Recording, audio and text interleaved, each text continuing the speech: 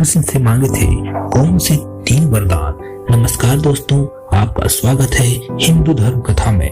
अगर आपको वीडियो अच्छा लगे तो लाइक शेयर और सब्सक्राइब जरूर करें। कर्ण महाभारत का एक ऐसा पात्र है जो सबको प्रिय है। इन वीडियो में हम कुछ ऐसा बताएंगे जिसे करने का साहस कर्ण के अतिरिक्त किसी और में नहीं था।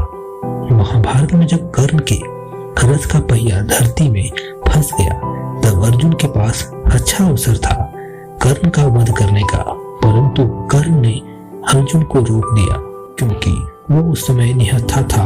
वो अपने रथ का पहिया धरती से निकालने में व्यस्त था। अर्जुन कर्ण की बात सुनकर रुक गया। तब भगवान कृष्ण ने अर्जुन से पूछा, हे पार्थ, तुम क्यों रुक गए? बाण चलाओ। अर्जुन ने कहा, निहत्थे योद्धा पर आक्रमण करना युद्ध के नियम के विरुद्ध है। भगवान कृष्ण ने अर्जुन को स्मरण कराया, जब अभिमन्यु बिना किसी अस्त्र शस्त्र के अकेला ही युद्ध कर रहा था तब क्या उसके मस्तिष्क में एक बार भी युद्ध के नियम का विचार आया? साथ ही भगवान ने कौरवों द्वारा द्रौपदी का अपमान भी स्मरण कराया। अर्जुन को यह सब याद करके बहुत क्रोध आया और उसने कर्ण पर बाण चला दिया। जब कर्ण अपनी अंतिम सांस गिन रहा था तब कृष्ण एक ब्राह्मण का रूप धारण कर उसके पास गया और कर्ण से कहा, मैंने सुना है कि आप महादानी हैं और दान देने से कभी पीछे नहीं हटते। मैं निर्धन ब्राह्मण हूँ और आपसे दान मांगने आया हूँ। उसने ब्राह्मण से कहा, मेरे पास अभी आपको देने के लिए कुछ नहीं है। मैं अपनी मृत्यु की प्रतीक्षा कर रहा हूँ। ऐसे समय में मैं आपको क्या दे सकता हूँ? तब ब्राह्मण ने कहा, मैंने सुना है कि आप किसी को खाली हाथ नहीं जाने देते। तब अचानक कर्ण को अपने स्वर्ण दांत की याद आया।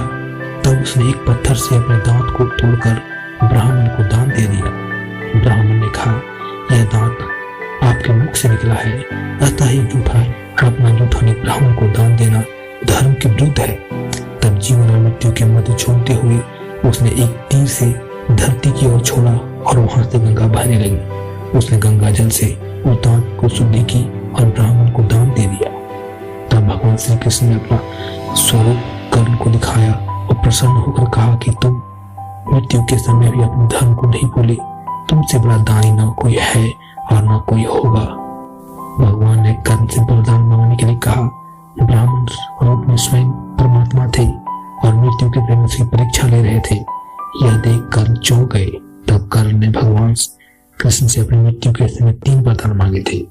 पहला वरदान, अगले जन्म उसके वर्ग के लोगों के साथ न्याय हो। दंपति ने उसका लालन पोषण किया था, इसलिए उसे शूद्र श्रेणी का मानकर उसके साथ बहुत ही बार छल हुआ और अपमान हुआ। दूसरा वरदान था, भगवान अपने अगले जन्म में कर्ण के राज में जन्म ले। तीसरा वरदान था तो उसका अंतिम संस्कार किसी पाप मुक्त स्थान पर हो।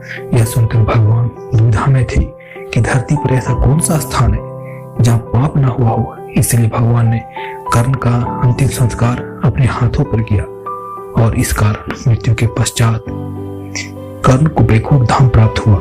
दोस्तों, ये वीडियो आपको कैसा लगा? अगर अच्छा लगा हो तो कमेंट कर जरूर बताएं। धन्यवाद।